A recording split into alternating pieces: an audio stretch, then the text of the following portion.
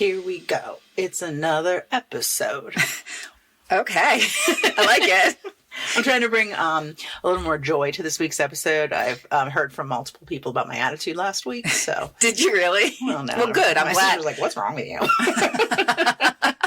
Good. I'm glad. They should talk to you about it. Yeah, so, Good. I'll just bury my feelings down. Well, listen, it's Sagittarius season. It is, guys. Do you feel the power? I feel the power. Yeah. The power's it's radiating off of you. I just want to be near you. This is the season of the witch. Excellent. Excellent. Well, what have you been doing with your powers? What's been going on with you? Oh, God. Nothing. Really? Yeah. I was mammed twice this morning. Oh. And part of me is kind of like... You are a man. A Mam and George. That's what I thought. I'm like, I'm not ma'am. Ma'am is Webster's mom. Right. Not ma'am. Uh-huh. But I got mammed by a young man and an old man. Oh, okay. So I feel like all generations see me as a ma'am. Oh, yeah, they do. They do. You are a ma'am. Full ma'am. There is a part of me that's like, damn right. Damn right you call me ma'am. Right. But then there's another part of me that's like, oh. What if you want him to be like, thanks, girl. Thanks, sassy lady. Yeah. Thank you, clearly young woman who still has many good years left to live. Right. Exactly. Okay. That is what I want to have happen. Yeah. But it doesn't. It doesn't. I feel like the thing that's very noticeable as you age is the lack of acknowledgement. Oh, yeah. It's just very much just like you don't exist anymore as a middle-aged woman. Right. Well, I always think when I was young, men used to always tell me to smile. Uh-huh. And now they don't do that. Right. And I smile anyway. Right.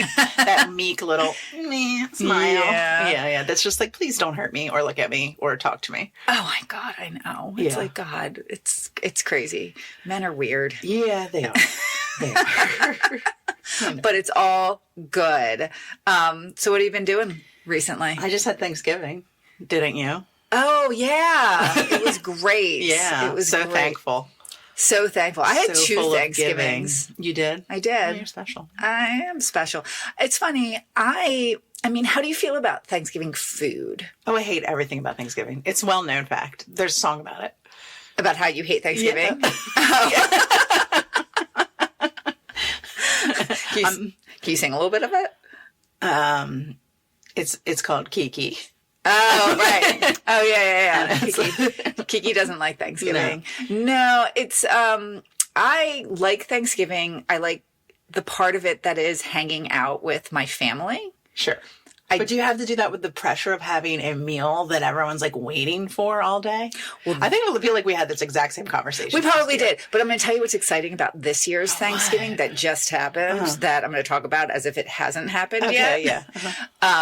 My nieces who are in their 20s, they took it over. Right. And they were basically like, we're doing it. We're making everything. Mm-hmm. All you have to do is give us money and show up.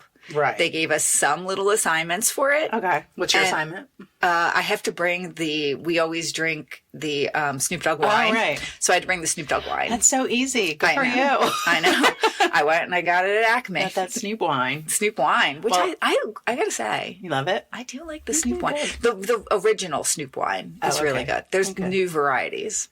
Oh, yeah. Isn't there like a Martha Stewart one, too? I couldn't find Martha this year. Really? Yeah, I was going to... Usually, last year I got a Martha and I got a Snoop, but this year it's just all Snoop. Snoop and Martha have like a line of like Snoop on the stoop kind of things akin to the Elf on a Shelf. I've seen that. You can purchase a Snoop to have around your house. Yeah, and then there's a Martha Stewart one, too. Yeah, my kids wouldn't like that. I was dealing with something the other day where someone was getting... all incessant pop-ups on their computer, and they were all Martha Stewart related. Isn't that weird? Some sort of glitch in the algorithm happened, and they just started, everything was Martha Stewart. Yeah. That's very strange. Man. Mm-hmm. I don't know. I like Martha Stewart. I like the whole Martha Stewart and Snoop Dogg thing. Like, good for them. I'm fine with it. I mean, sure. They've kind of, capitalized it to the ends of the earth, but... Good for them. Make that money. Sure. Make that money. Yeah, Snoop and Martha. Make that money. Do it. Mm-hmm. What else? What else is happening? oh my God, I should have come more prepared. I thought I know, was you prepared. told me. I know. And now were. it's like I started talking. I had things literally in the car on the ride over. I was thinking of things that I could talk about. Okay, but you forgot them already. I forgot them already. Oh, you know what I did want to talk about? What? Because I was just listening to a podcast that featured Matthew McConaughey. Hey. Is he like a guru now? Yeah. I don't, and like part of me is like, shut up, Matthew. Yeah, But I then the agree. other part of me, when I actually hear him talk, I'm like, okay, Matthew, But you he do kinda talks- have some wisdom. He kind of spins and talks in circles and stuff like that. And I feel like we're supposed to feel good about it because he's got that thick Southern accent kind of Yeah, thing. he's got that Texas drawl. Right. Yeah, I don't know. I know, but he is a guru now. Just And imagine you if can he was ugly. Oh, well, he wouldn't even be talking. Right. Right. Yeah, I do think that I do like when people kind of share things. Like if they come up with something, it sounds like he's thinking, he's trying. That's what I Yeah. say about Matthew. It sounds like he's But trying. that's what other people did too. That's what Russell Brand did. That's what Jared Leto did. And then, here we Well, are. they became like culty. creepers. I don't think Matthew McConaughey is that though. He doesn't, you don't think so? He's one phrase away from canceling himself. Like he's going to say something, Yeah. probably. It's coming. I mean, It's coming. But it sounds like he loves his wife. He and does his love his kids, family. And he's he's a family guy. And on the podcast I was listening to, he was talking a lot just about football and like how he's into college football. Okay. I know. Which I just again, what if he was ugly? We'd be like, shut up, stop talking about it. No one cares. You're so mean to ugly people. I'm just saying, like, that's a good test to see if someone's actually making sense or doing something that's weird.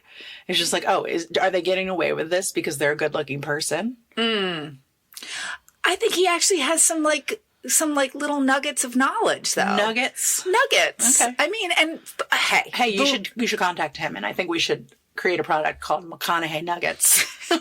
Ew. Disgusting. Why? But I mean, I don't know that I don't enjoy him. Okay, that's fine. I might enjoy him. Okay. I don't know.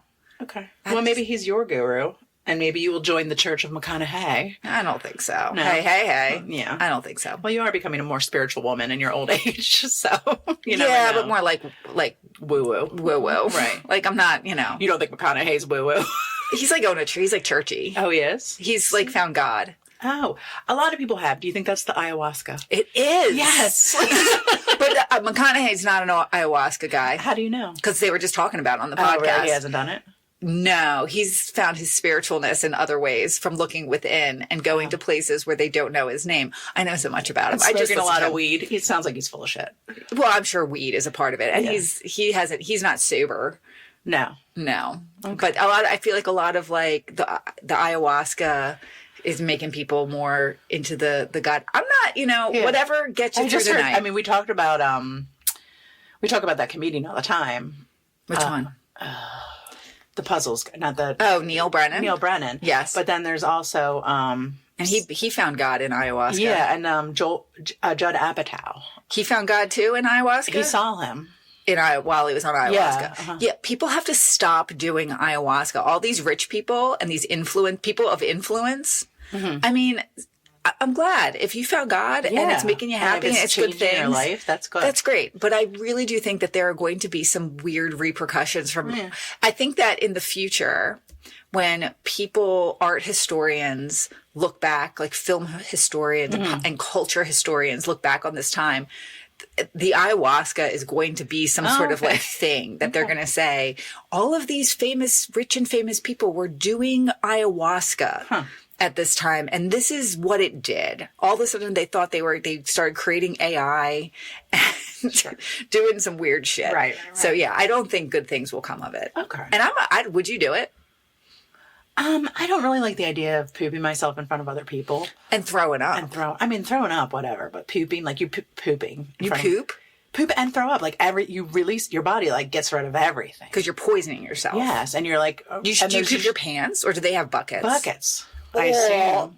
In a tent. And then With it just like a smells like shaman. shit. And then yes, it smells that's like what shit. some people have described it as. That it just fully smells horrible. And you have like the shamans there to like carry you through it and stuff like that. But if you do it in a group, everyone's puking and shitting.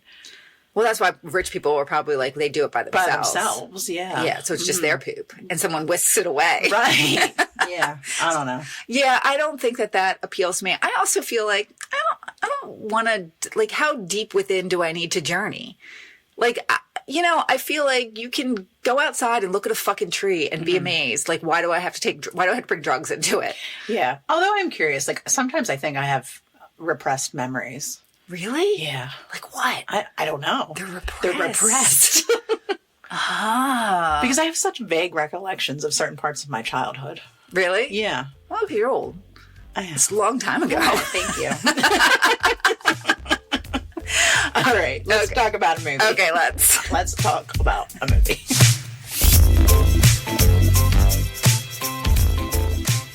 All right, guys, we're back. Sorry, we had to talk about Charlie Sheen for a little bit.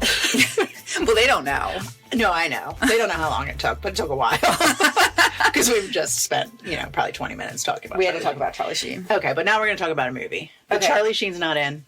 Okay. No Sheen. Estevez is in. I'm sad about that. I know. But okay, go ahead. But I didn't know.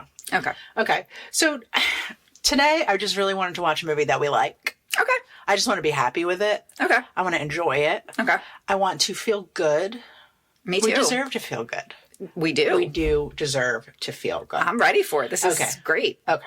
So this movie was released on September 25th, 1987. Okay. Picture yourself. I'm 10 years old. 10 years old. I'm in 5th grade. Yeah, you are. And you have definitely seen this movie. Okay. It was shot mostly in the United Kingdom. Cities include Derbyshire, Shepperton Studios, and Kent. Is this a British film? It is not British, but it feels British. Okay. The director encouraged lots of improvisation on set to keep the comedic tone spontaneous. So it's a comedy. It is. It's really classified as, and this may give it away, a fantasy adventure romance comedy. Okay. Okay. It's based on a 1973 novel, and the author also wrote the screenplay. Okay. He's written a lot of screenplays, but I'm not going to tell you his name because I think that might give it away, because I personally read the book. Oh, that's okay. And I've also seen the movie. Okay. The film blends fairy tale storytelling with sharp humor and meta commentary, which helped it build a devoted cult following long after its theatrical run. The author wrote it in 1973 for his daughters, and as soon as he wrote it, he knew he wanted to make it into a movie. Okay? I think I know what this is. Okay. Is this The Princess Bride? It is. Oh my gosh! Yay! See, I just wanted a movie that's good. Oh, and this is the best. I know. The best. I remember watching this movie for the first time. So, okay. Mm-hmm. In my house, we had, I believe it one TV for a long time growing up, but we could move the TV down the hall. Talked about this. Okay. Yes. And, and there was the one VCR, and it was like an AV club at your house. It was like an AV club at my house. Okay. But I remember, having the VCR in my parents' bedroom. And I don't know if I was sick. I don't think I was sick. I think it was just like a special night. Okay. And we had gotten this movie from the Courthouse Video or whatever. We didn't have Blockbuster down here. We had Courthouse Video. And we'd gotten the movie and we watched it. And I just remember my parents being excited, my mom being excited to watch it, but I had never heard of it. Any advertising of it, I completely missed. Right. It was just my mom got this movie. Yeah. And we watched it. And we were all like, this is the best. Andre the Giant's in this movie? What? Right. I know. And I feel like over the years too, I feel like having this movie around as a kid, I took it for granted. But then as you get older and watch it, you're just like, God, this movie has made me laugh. I have sobbed watching this movie before. I might sob today. Yeah. I might. It's pretty amazing. So, William Goldman, he was the author. He wrote in 1973 and he immediately wanted to make it into a movie. He's do you know about him? Yeah, I'll tell you about him. It's my job. Okay. The project became stuck, kind of bouncing between studios for over a decade. And at one time or another, there were several directors attached to it, including Francis Ford Coppola, Robert Redford, and Norman Jewison, who I don't know who that is. But Hollywood considered it a little bit too weird because it was part comedy, part fantasy, part swashbuckler, part romance. And that made it incredibly hard to market. It was like, who's it for? Is it for children? Is it for adult? You know, you have all these comedy powerhouses in it. It didn't hit me. Right. It wasn't marketed to me. And that comes back, we'll come back to talk about that a little bit later. But Rob Reiner, he's the director, and he's the one that finally made it happen. He had just come off the success of This Is Spinal Tap, which he wrote and directed, and Stand By Me. And he had gained enough clout in Hollywood to choose his next project, and he chose this. Okay. So he was, you know, Rob Reiner, he did a lot of movies. He originally was Meathead on All in the Family. We all know Meathead. Sure. But he also did films like The Sure Thing, Stand By Me, When Harry Met Sally, Misery, A Few Good Men, An American President, and So It Goes. And he's currently filming Spinal Tap 2. Yeah, I think did it come out? Did it? I think it came out. Okay. Yeah. Well. Sorry. But Rob Reiner's great. Like, he's often on, I hear him on like different podcasts and TV shows and commentaries and stuff like that. He's actually great. starred in a lot of movies too. Like, he's been in a lot of movies. Yeah. He's got that voice. Right. He's just very recognizable. So he fought really strongly for the original script and really wanted to keep it loyal to the book's tone of the original. And this was a big deal for William Goldman. He was a screenwriter and novelist and playwright, but he had also written a lot of other movies, and he usually wasn't on set a lot for these movies. Like, he was just kind of like, okay, here's the thing, and he stepped away. But for this one, he was highly involved in the making of the movie. But other movies for him include Butch Cassidy and the Sundance Kid, All the President's Men, Marathon Man, The Stepford Wives, A Bridge Too Far, and Misery. So he wrote the screenplay for Misery, and also Rob Reiner directed it. So I read a book by Robert Goldman, William Goldman, when I was in college, because he also wrote this book called Story. Okay. That everybody uses when they're learning how to write a screenplay. Okay. Because he just defined this 3-act structure that everybody uses in this thing. But what's an interesting story about him that he kind of talked about in the book that I read. So, you know, what is the movie that Good Will Hunting? So he is not credited as writing that movie. And that the big thing with that movie, in fact, they won Oscars, were Matt Damon and whatchamacallit? Ben Affleck.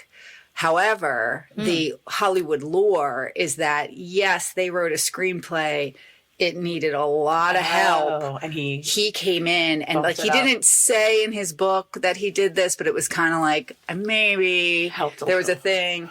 And so that's the lore, is that he kind of came in and actually made it work as a movie. Interesting. But did it completely uncredited. Then they ended up, because it was a better story to have these two guys who were friends be in this thing. Sure. But and that's what sold that movie. That's what made that movie go. Yeah, but he's renowned. He's like the guy who's like, he is like renowned as one of the greatest screenwriters of all time.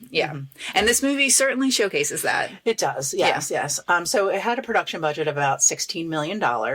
And like I said before, marketing didn't know how to sell it. They just were is it a romance? Is it for children? Is it a fantasy? Is it a comedy? So they say it didn't do that well at the box office, but the worldwide was 30.9 million, which to me made money. So how much was it made for? 16. Oh yeah. Maybe they just expected it to make a lot much more. Better. Yeah. Wasn't a major box office hit initially, but became hugely successful on home video and television. And when, like you said, you saw it on VHS. Huge deal. Yep. So the cast, you have Cary Elwes as Wesley, the Dread Pirate Roberts. Did you just like love him when you were younger? I still do. I know. I can't not love him in this movie. You have Robin Wright as Princess Buttercup. So beautiful. Mandy Patinkin. Mandy Patinkin. Yeah, Patinkin. I'm looking at it spelled Patinkin. Okay, stop. who I've seen before on the streets of New York City. Really? Were you like, Mandy? No. I was like, oh my God. Chris Sarandon, Christopher Guest, Wallace Shawn, Andre the Giant, Billy the Crystal.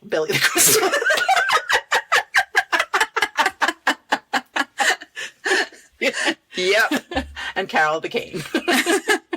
Okay. Oh my God. So other actors considered for the role of Wesley were Colin Firth, No. Rutger Hauer, I don't know who that is. Christopher Reeve, No. Michael Douglas, No. and Sting, which I feel like this is the second movie we've talked about where Sting was trying hard maybe to be an actor for a He little was. while. And there was some kind of movie he was in, I Yeah. remember, that did not do well. Didn't do well. Didn't do Right, well. right. So, I think he was really trying. Carrie Ellis, first of all, I think it was better to go to someone who's completely unknown, but completely beautiful. Right. Such a beautiful boy. Yeah. Because Robin Wright, she's not Penn anymore. No. She was. Right. But Robin Wright in this is so beautiful. Right. So Rob Reiner knew immediately that Carrie Ellis was the one. He had Errol Flynn energy that he wanted to bring to the film. Carrie Ellis and Robin Wright had natural chemistry right away. So the crew was this is it. Yeah. This is the pairing. Yeah. Carrie Ellis during the filming broke his toe while riding Andre the Giant's all-terrain vehicle. And apparently Andre the Giant made everyone ride it. And he was like, everyone tries machine. And Carrie Ellis actually wrote a book that's a full memoir talking about the making of the film. And it's called As You Wish, Inconceivable Tales from the Making of the Princess Bride. I feel like Billy Crystal, he also wrote a book about this, about Andre the Giant in this, because he, I feel like Andre really moved people on this. They never met the guy before. Have you ever, I don't know if you're going to talk about Andre the Giant in this, but have you ever done any sort of deep dive on that guy? A little bit because of the Shepherd Fairy connection. But you can tell me more when we get there. Okay. Princess Buttercup, Uma Thurman, she was rejected for this role because she was too exotic. And blonde, blue eyes. Yeah.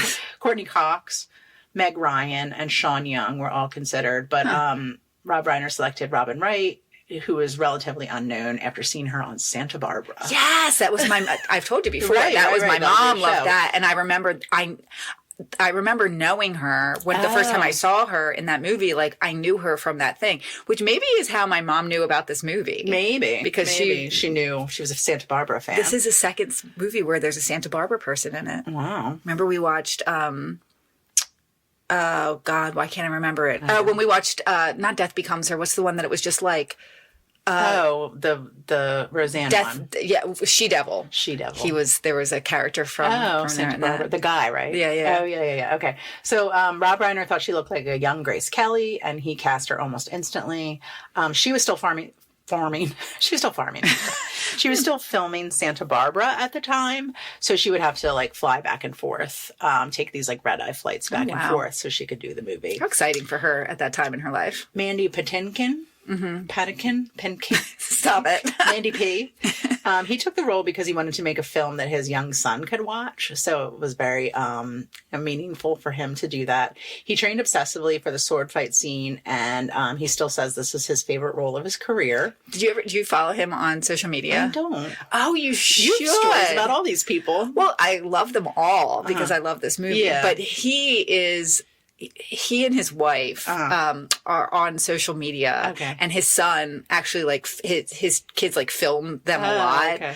And they seem they're very dyed in the wool liberals. Yeah. And they're just great. Yeah, they're great. You should follow them. I shall. He said that the line, "Hello, my name is Inigo Montoya. You killed my father. Prepare to die," reminded him of his real-life father who died of cancer. And he kind of delivered that performance as a tribute to his dad. Ugh, I know. And he still says every single day he gets fans that quote that to him. You have to. I'm surprised you didn't when you saw it. Right? You have Andre the Giant as Fezzik.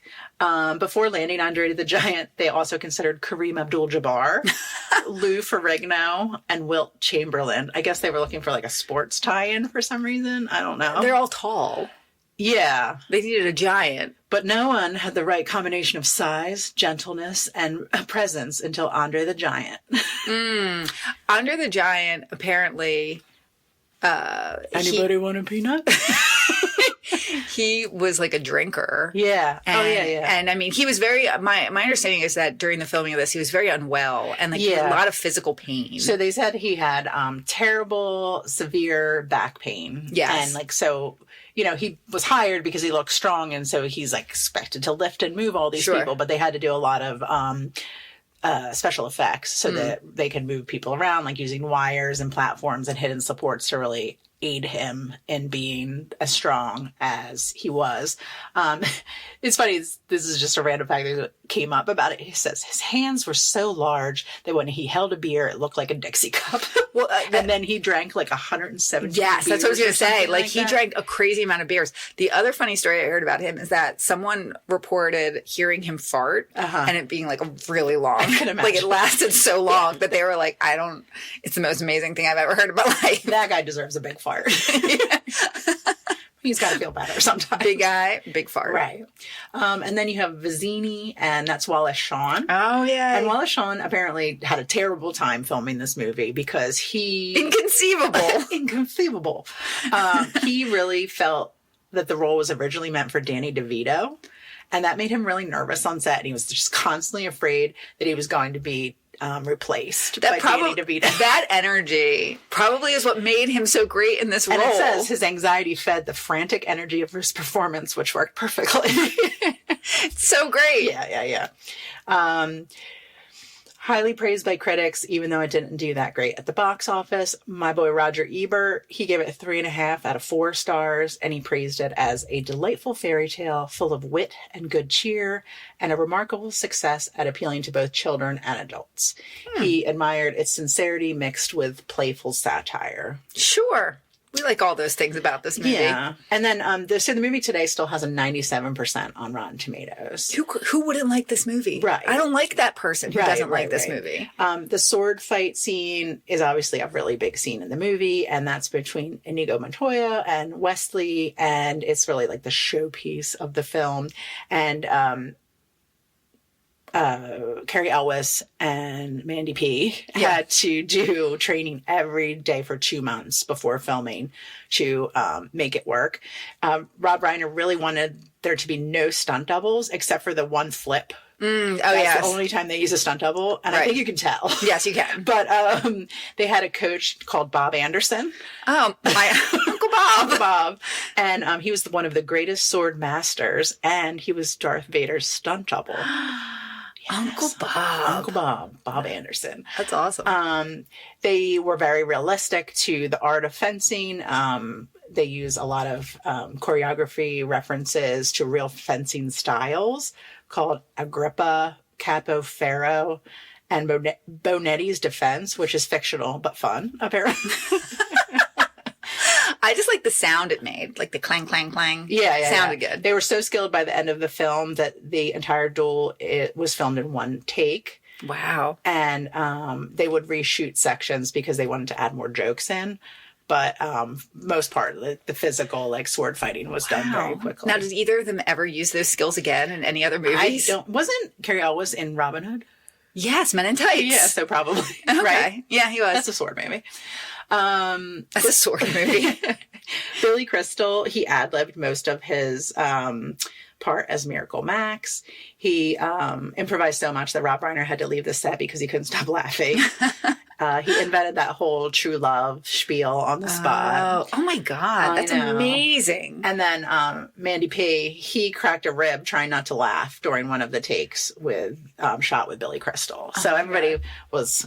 Billy Crystal was cutting up, and everybody loved it. It's an amazing scene. Yeah, it's like this movie, and I don't say this. It's perfect. I know, that's why. And I was like, I actually this morning woke up and was like, we can't do this movie. There's not going to be anything to talk about. It's going to be too good. We're going to talk about it. Oh no, we're probably going to be delighted. I am. Just because of the way I'm feeling today, there's a really high possibility I'm going to cry. Oh, I'm going to cry for sure. Okay. Just a few more things and then we'll get to it. The castle used for Humperdinck's wedding. Humperdinck is the same location used in 1991's Robin Hood, Prince of Thieves. Okay. Another swashbuckler movie. I can't say words. You can't. This is really good.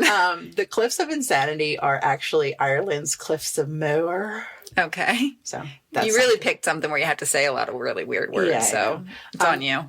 The fire swamp effects, they're all practical effects. There's no CGI in them at all. See, that's what I love. That's why it's perfect. Yeah, I love controlled gas jets created the fire bursts in the thing. And Robin Wright's dress actually did catch on fire during one take.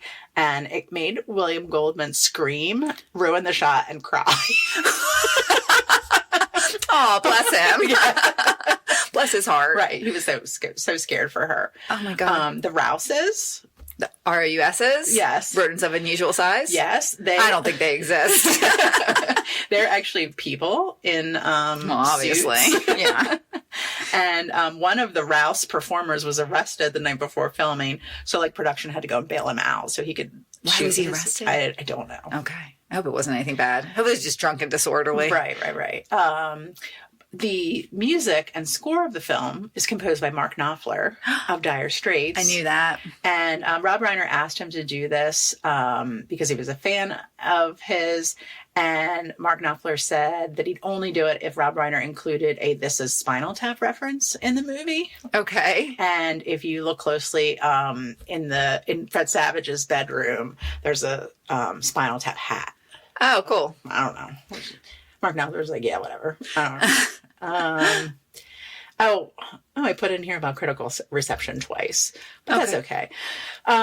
What Roger Ebert further went on to say was The Princess Bride was adapted by William Goldman from his own novel, which he says was inspired by a book he read as a child, which seems to have been cheerfully transformed by his wicked adult imagination.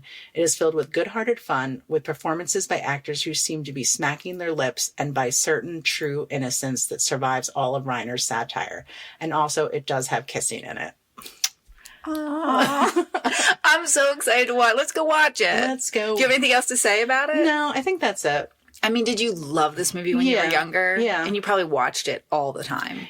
Yeah, I don't remember the first time I watched it. I really don't. But I do remember just like knowing that Mark Knopfler did the music. Like, I feel like the music to me is very soothing. Yes, we had the soundtrack to it. We had it on tape. Yeah, and I feel like it's just like, I don't know, just there's so many great scenes. There's so much good acting. There's just so many things that like give me the feels in this movie. Yeah. But it's all of those things. It's fantasy. It's swashbuckler. It's romantic. It's exciting. Yeah. It's beautiful. And I love it. And it makes me cry. And you're going to cry right now. No, I'm not. Maybe. But for other reasons. But yeah, so I'm really excited to watch it because I just think we needed a movie that we just know is good. Baby, this is your season. It's Sagittarius season. Let's go watch it. Yeah, girl. All right. Goodbye.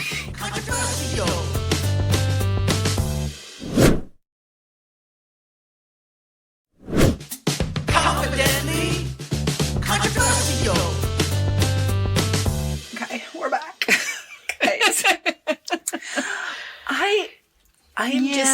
I'm just in awe of this movie. I know. That's the only way. Like, it's so nice. It's delicious. Every scene. It is. It's like every scene, so many great lines in it, great performances, just little moments. It's just, and it's beautiful to watch. It is. And it's like every single character is iconic and important. Yes, there's no fat on this. No. It's just every single piece. One of the things I noted at the beginning, it cooks like in the first 5 minutes, less than 5 minutes. So much happens. We cried. Absolutely. Like, they get you in. They go through that whole love story of Buttercup and Wesley in 2 minutes. Yeah. Not you're even. fully invested and you're fully into it and you're fully just like, okay, let's see what happens. They love each other. It's true love. I know. You buy it from the second. They sell it. Those two are, I mean, I want to steal their babies. They're just beautiful, beautiful, beautiful, beautiful people. Oh, yeah. I remarked while we were watching it that I think you had said earlier about how when Rob Reiner and everyone saw them, they immediately were like, they're the ones. Oh, yeah. And I fully see that. Like, you see them together and they're beautiful. So beautiful. So beautiful. She's lovely. He is just, he's so much. handsome. Jesus. I mean, but perfect in that sense of you know, he's able to be that farm boy, and then what he becomes later, you know, when he's the Dread Pirate Robert. The Dread Pirate, when he's like swashbuckling. He's not that in the beginning of this, but he couldn't be that person in the beginning of it. No. But, it's just so great. It's just so great. It's very lovely. Yeah, I mean, I have lots to say about it. Okay. The first thing I want to say is that this is probably the first time I've ever watched this movie with subtitles on. And there's so much specifically what Andre the Giant says in this movie that I have never heard. Oh, really? Because he has such a thick accent. Right. And it's funny to me is that I never realized that he was not American until I read about him much later and realized that he's French. Okay. And that he has a French accent. But I feel like his voice is so deep.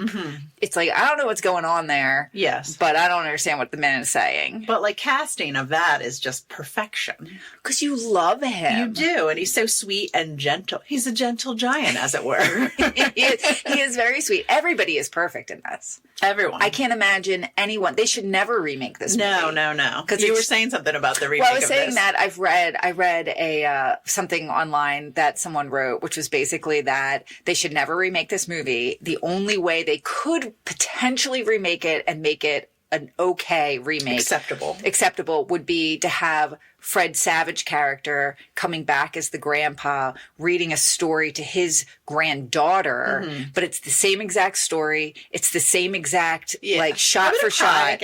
I'm sorry.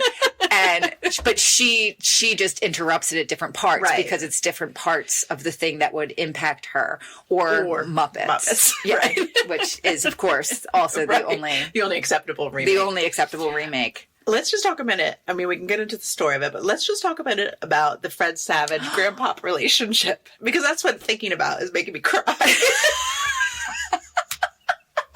I know. Because he's like real upset that his grandpa is coming over in the beginning. Oh my God, I'm going to cry too. He doesn't even want to see him. He's just like, Grandpa sucks. He's pretty lame. I know. And then by the end, he really loves his grandpa. And he has to come back the next day. I know, and his grandpa just says, "As you wish." Jesus Christ. Yeah. Stop the podcast. Stop the whole show. Jesus. We're falling apart, people. That's this movie. This movie is magic. It is. It's magic. Yeah, and you just see you see Fred Savage, he starts to get into it slowly. And then he's just like, okay, this guy's okay. He's not lame. And it's a good story. And I like the story, even though I'm trying to be cool and say I don't like kissing and I don't like any of this stuff, but it's pretty great. It's pretty great. That whole evolution of it. It's his grandpa and he loves him and it's great. Okay, sorry. It's okay. The other thing with this that I feel like everybody knows this movie. Do we have to recap it? No, I don't think so. I don't think so. If you haven't seen this movie, I don't want to recap it because I want you to go and watch it. Yeah. And be in fact, stop this podcast right now. Right. Go watch it and then come back and listen to it so you know what we're talking about. It's funny because you were talking a lot about the sword fight and how it was so choreographed and it's kind of amazing. And I feel like while, of course, every minute of this movie is amazing, I never really... I kind of took that for granted a little bit. So I really watched it this time around, and it really is great. Oh, yeah. It really is great. And they are very skilled. And to think, too, so they do that joke where it's just like, oh, well, I know something you don't know. Right. And that is that I'm not left-handed. Right. And then, obviously, and then Carrie Elwes does it too. Right. But at the same time, they did have to fight well with their other hand. Right. And they did. They did. And it looks great. And the way it's so choreographed with them, there are jokes throughout it. Yeah. And it's amazing to see. And I think that scene especially, and a lot of the early scenes, like before we get to the cat, well, I guess the whole thing, it's just very basic fairy tale. The sets are not elaborate in any way. No. The outside, it's very storybook. Yeah, you can tell what's on a set and what's outside in the world. But even with that, it's not as jarring just because it is all this fantasy world. Right. And there's a lot with this. I noticed there's a lot of things that don't track, right? In terms of well, how would they know? If you start going there, I think the reason why you don't even question it and it doesn't make this a worse movie or matter is because you're bought in from the beginning that this is a fairy tale and it's not supposed to make sense. Right. It's just supposed to be a beautiful story. Right. And it's and what do all fairy tales have? They have a happy ending. So we're going to get to that happy ending. But enjoy the ride. Yeah, right. Because we're going to look at all these characters you're going to meet along the way, and I think that's a good way to kind of like talk about the movie is like all the different characters. Oh yeah. Because you have, well, you meet Buttercup and Wesley first, right from the start, and then right away, then you meet Humperdinck because she's going to marry Humperdinck because Wesley is dead. Right. And then you meet Fezzik and it's Fezzik and Inigo and Vicini. Yes. And they are the crew of, like, I guess they're like the henchmen. They're like henchmen and they're trying to start a war, which I did say in this, there's a lot of like, maybe this movie contributed to why our generation got so into conspiracy theories because they're like trying to start a war and they're doing all this back channel weird political stuff is running through this. But the three of them are stealing Buttercup. And again, they do this. This is 3 minutes into the movie, which you think, oh my gosh, more time has had to go by because by that time we've already seen their whole love story. Right, and 5 years have passed since Wesley's been gone. And you meet Humperdinck and then they steal her off a horse and they put her on a boat and they're basically taking her over to the other country's land and they're going to kill her there so that that's how the war is going to start. Right. So they're going to blame it on the other country and start a war. Right. Now, that's when we meet. So Fezzik is the giant. Andre the Giant. And he's the one who has a gift for rhyme. Right. And his rhymes are great. Yeah, they are. They really are. And then you have Inigo, who is Mandy Patinkin, who is a swordsman. Right. But I also like, too, that he's just like, so revenge doesn't really pay that well. So I have to work for... I have to take other jobs when I can. Because, I got to pay the bills. I got to pay the bills. And Vicini is... Wallace Shawn, and he's supposed to be like the brains of the operation. He's the boss, and he's an asshole boss from the beginning. And I feel bad for him that he was so nervous about this movie and this part, because I do feel like him playing that role, it's iconic. It's iconic. It's one of the things that like I think even like when I was a little kid that I remembered most was him being like inconceivable. Oh, the whole part with the wine. I can clearly not drink the wine in front of you. Yeah. And I remember too thinking as a kid that was very funny. Like what you think, I think is this. But again, going back to being in awe of this movie, you can't switch anyone out for. Like, I think that there are some moments in this world where things are just perfect. And this is perfect. Yeah. Every single person in a role is perfect. And I think Mandy Patinkin, because I didn't know, I mean, he was like a Broadway guy. Yeah. And I think I didn't know who he was at all. Right. And he kind of brings this, kind of creativity and artistry and like romanticism to this role. But it's also like, he's strong. He's manly. He's manly. And he has his purpose is to seek revenge for his father, who, was a sword maker and was asked to make a sword for a man with 6 fingers. Absolutely. Well, it's funny because there's the 3 of them, and the Dread Pirate Robert, who's actually Wesley, is coming after them to get Buttercup, and he has to defeat each of them, but he doesn't kill Inigo, even though he bests him with the sword fight. Because he respects him. And I think that whole exchange, again, makes you love both of those characters. You get to know each of them a lot during that sword fight. Well, I think also, too, and I remember thinking about this, too, is how Inigo gives, Wesley's struggling to get up the side of the mountain and immediately gets up the mountain after Inigo helps him get up the mountain, he immediately pulls out his sword. He's like, okay, we have to fight. And Inigo's like, no, like, catch your breath. Take a minute. Second. Like, I want this. And so he wants it to be a fair fight. He's a good person. He's a good person. And that's how that's established. Well, he has a code. Yes. And his code is he's a good man inside. Like, I'm not going to be underhanded. Right. And I know I can beat you anyway, so I'd rather beat you when you're at your fullest potential. So take your time. Catch your breath. Absolutely. So he doesn't kill him. And then he goes up against Fezzik. And Fezzik is going to throw rocks at him. And then, but he brings Fezzik down and he doesn't kill him either because, again, he sees him as a good man because Fezzik's basically like, well, I could just throw a rock at your head and kill you. Right. But let's do man-to-man sportsmanlike. Right. I'll give you a chance. So again, he respects him and sees him as a good man, so he doesn't kill him. But then he meets Vicini and he's like, oh, this guy's an asshole. Right. And he kills him.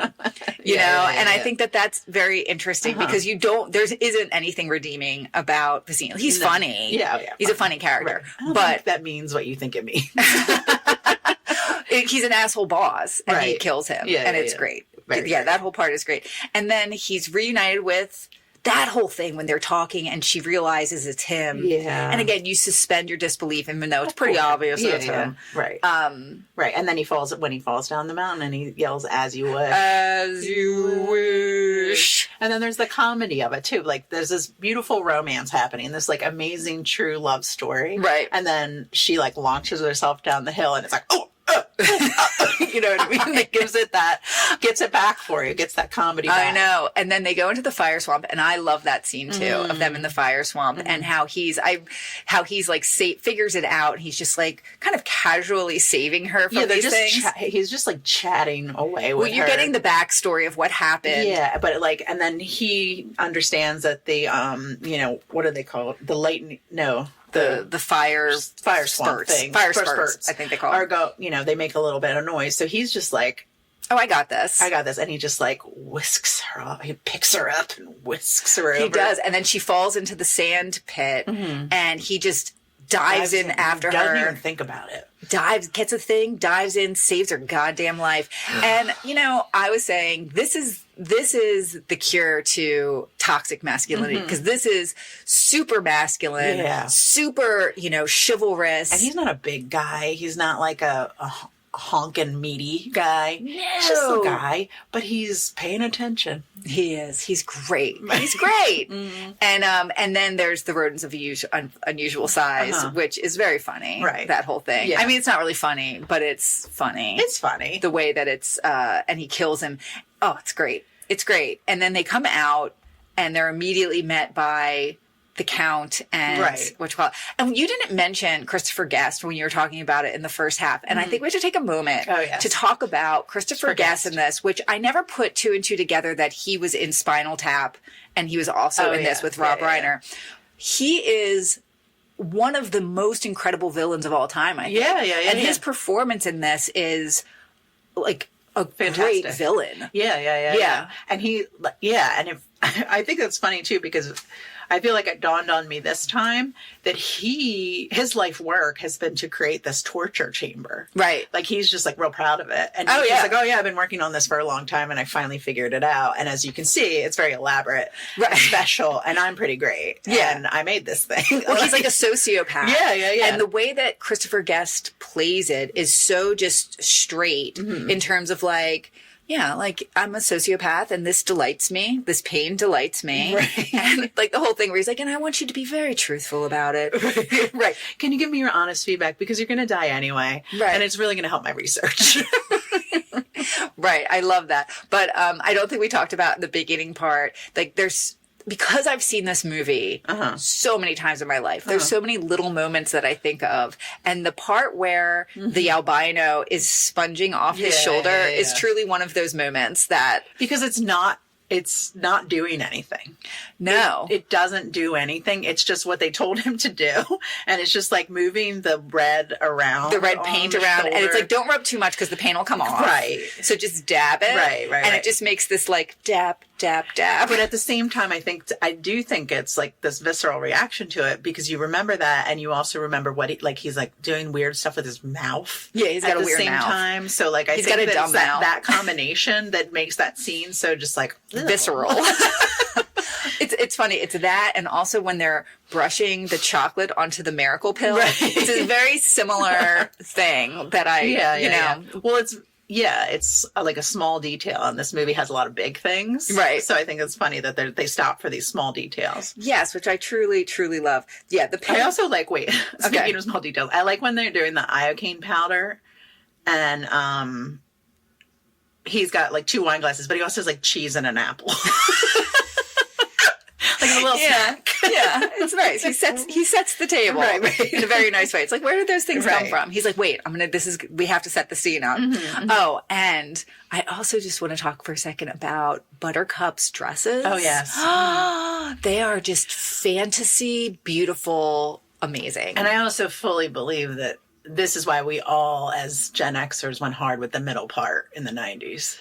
With the middle part. Oh, yeah. With her long, beautiful... You could not get a better middle part than that one. She is gorgeous. And also the way she they like pull back like four tiny strands of her hair for like that half up thing. And that's what every girl wants. Well, it's like that medieval princess. With the like flowy sleeves and stuff. She's gorgeous. She is. She beautiful. Really is. Like in her Very blue lovely. eyes. Like, oh my God. It's just amazing. Right. All of them. When we were talking about Christopher Guest, I forgot to mention that his name is Tyrone. That's another amazing small moment. It's throwaway. It's like Tyrone. Which is funny to me. So the whole thing is that Humperdinck doesn't care about Buttercup. He's just doing this to manipulate the people in his kingdom to like support Feel him. sorry for him. Yeah, support him going to war with another country, which is actually what he wants to do. But there is a little bit of like a gay dynamic with him and Christopher Guest. Yeah. It's definitely he's his life partner. Right. He's like, Tyrone, Come on. you know that I have a lot to do right now. I have a lot on my plate. That's the funny part too. Right. He's like, I have to start a war. Right. I have to kill my wife. I have to frame another country for it. And that's Chris Sarandon. Chris Sarandon, who was married to Susan Sarandon, Right. which is why she is Susan Sarandon. Yes, and I fully thought for a second, I was like, oh, he took her last name because she's way more powerful. She's done a lot more with it. Yeah. But he was in Dog Days Afternoon, which I think he maybe won an Academy Award for, or at least probably was nominated. Okay. He's somebody. He was in Nightmare. He's the voice of Jack Skellington. Yeah, I just found that out But today. not the singing voice. Right. Yeah.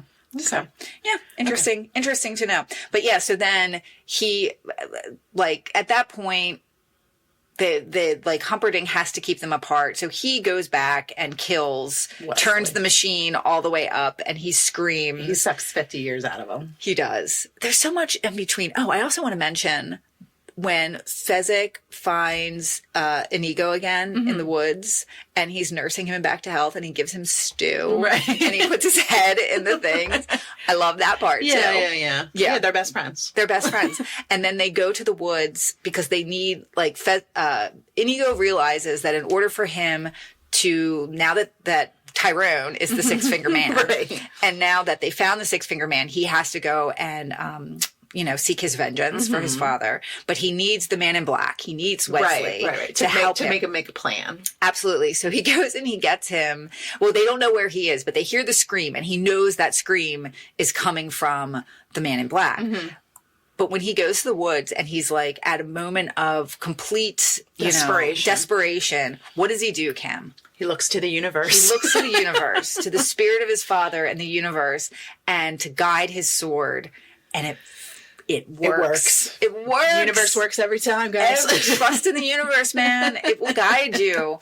And so they get the Man in Black, and this is the scene with Billy Crystal and Carol Kane. Yeah. Perfection. Perfect. I love that they take the bellow. Yes. And suck, try to put, because Wesley's only mostly dead. Only mostly dead. So they have to they push some life back into him a little bit with that thing. Yeah, he puts some air in his lungs, and then he presses the air out of his lungs because he says, hey, what's worth living for? Right. And he says, true love. And then I always think about this where he says to blaze, which means to bluff, which I guess Billy Crystal just completely made up this whole thing. Right. But yeah. Such a good scene. Such a good scene. And then they go. Yeah. I've seen there's also a great TikTok of a kid who remakes the part on the wall, castle wall, where it's Wesley and Fezzik and Inigo. And he's like moving his head around. Have you ever seen the thing where all the celebrities remake it? Oh, and they all do different scenes. That was during COVID or something. Yeah, I need to watch that right now. That's good. Oh, yeah, let's watch it after this. Okay. Yeah. My nieces did something similar where they remade a lot of this movie. The video exists somewhere of my nieces. Ask for permission. Yeah. My niece is remaking this, which is truly incredible. I will see if we can post that in our, some of that in our things for this, our social media for this. Right. It's just so good. And then they go and he gets in the castle and the whole marriage is what brings us together today. I was saying to Kim, when I was a kid and I remember seeing that and thinking it was the funniest thing I've ever seen. And me and my brother and sister used to like quote that all the time. One thing I realized I say quite a bit is have fun storming the castle. I do the cavalcade, liar, liar. Right. And, oh God, what's the other one I realized is from this? I say the boo. My husband and I do the boo. Yeah, we do that one. Yeah, there's a lot in this movie that I probably say a lot more than I do not think it means what you think it means. I do not think it means what you think it means. Yeah, there's so many moments in this and lines. And the lines in this are so funny. But also beautiful. There's beautiful at the same moments. time, you have like where they're where Wesley and Buttercup are like talking to each other and they're like trying to figure out what happened. And he's like, "Well, you married someone else," and she's like, "I died that day." Yeah. Like that is a lot. Like she's broken by him having left, and like she didn't know what else to do. But when she says that, that's pretty. That's pretty much a lot. Like I'm gonna say it again. This movie is perfect. The screenplay is perfect. Every line in this movie couldn't be a different line. It's tight. It's tight. It's not a long movie. And you have the fairy tale storyline, and then you have the grandson storyline, and it's lovely. And it does have everything. It's got, and it's funny because in the beginning of this, Fred Savage asks his grandpa, asks Columbo, right? Like, well, is there any like sports? And he's like, oh yeah, like there's sword fighting, there's pirates, and he's like, all right, like I'm into it. But it has which everything. Is also why it makes it very good. Yeah, because it has those moments of excitement and thrilling and what's going to happen. What I might argue is one of the most perfect scenes in this movie is when Inigo Montoya finally gets his revenge. Hello, my name is Inigo Montoya. Like there's a reason why that has stood the test of time, because I was sobbing at that part. You cannot watch that and it just like it's gripping. It's amazing. And the fact that he gets like stabbed first, and he's like, at first he's like defeated, and he was just like, oh, my life's work. Like, and he plays it so well too. But then he gets up, and it's just like that repetition over and over and over again as he gets his, and it's stronger every time. And you're just like, fucking kill him. offer me money, offer me everything I want and more. And he's like, everything. He's like, and he just thought about this for so long. Like, this is his thing. And I also love that they tie it in a little bow and let him become the Dread Pirate Roberts. Like, he has a purpose after this. I know. How do you feel about piracy? It's so great. I cannot say enough about this movie. Listen, guys, you just had a tough Thanksgiving with your family. What you need to do is you need to go in the back. Are you on vacation? Are you in your family home? Go to the back room. They might have this on VHS. You probably watch it on your phone. You could. Or just watch scenes from it. Right. Whatever you need to do. This. I really recommend you watch it from start to finish. It's not that long. No. You haven't seen it in years. You love this movie. You know you love this movie. Maybe you forget why you love this movie. Yeah. I'm going to tell you right now, there's so much to love. Be delighted again for the very first time. Turn on The Princess Bride this holiday season. The end. And that is all. Right. All right. Podcast over. Emily just flipped the table. All right, go ahead. Let's right. connect this thing to Johnny Depp. Fantastic.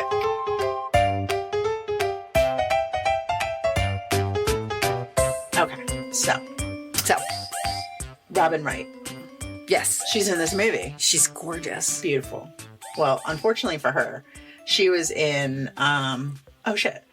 What was that show called? She was in that show with Kevin Spacey, which I forgot to write down the name of, and now I can't remember. Kim. I don't know what show was she in. What was the one? House of Cards. House of Cards. See, you know. Okay. Good job. Thank you. I helped you out. So she was in that movie with Kevin Spacey. Okay. Kevin Spacey was in the 2001 film, The Shipping News, Okay. and Julianne Moore was in that movie. Okay. Julianne Moore was in Benny and June. She was? Yeah, apparently. Okay. I looked it up. I didn't ask ChatGPT. Okay. I was going to say, did you verify that? Yeah, with Okay. Johnny Depp. Okay. You did it. I know. Good job. And we get to put Robin Wright Penn in our podcast. Yes, we Good. do. Good for Okay. us. Excellent. Okay. All right. Well, we've come to the end of another one. Another great movie. I have a question for you. All right. And maybe we could talk about it offline, but because now Thanksgiving happened, we are officially in the holiday season. Yeah. So December is right around the corner. I know. Are we doing holiday films for December? I don't know. I mean, maybe. Yeah, I thought about doing a Thanksgiving-ish movie, but then I just really wanted to watch something I liked. Okay. I'm fine with that. Well, maybe. But there are some Christmas. I mean, I know. Well, I don't know. I could go. Well, you're next pick, so you decide. You really decide, don't you? I guess I really do. Is it going to be December when the next one is out? Oh my goodness! I know. Okay, I'm going to think about it, and we'll see what happens next week. My life will probably be like way too awesome and productive because of the whole Sagittarius season thing happening. Yeah. So if we're lucky, we'll get in all of the episodes for December. But The universe is aligning behind you, so I'm going to tell you to trust in the universe, just as Inigo trusted in the universe, and let it guide your sword. okay, my sword is being guided. So we'll see what happens. But you know what, Kim? What? I really need to tell you something. Okay. If, when, or you do have true love in your life, Okay. you need to. If, when, and do. I need you to trust in it. I do. Be confident Okay. and trust in that true love, and that true love will see you through in your life. Okay? Okay. But don't be controversial and try and build a machine that sucks people's life away. Okay. Don't do it. I know you're very ambitious, and a lot of things can happen this Sagittarius season. It is December. It is, but don't do that. People are building all sorts of things. That would be very controversial. Please don't do it. Would be. All right. Okay. All right. Good. All right, guys. Well, All right. that's that. And we love you and hope you had a great Thanksgiving. And seriously, go in the back room right now. Hide yourself and watch this movie. Watch this movie. You All won't right. be sorry. Yeah. It's okay if you cry. It's okay. Goodbye. Confidently controversial. This podcast was produced by Trish. Follow us on Instagram at Confidently Controversial. Find us on TikTok at Confidently Contro. Send us a message via email at confidentlycontroversial@gmail.com or visit our website, confidentlycontroversial.com. You can find this podcast on Spotify, Apple Podcasts, and every other place where you can find podcasts. Bye. Bye.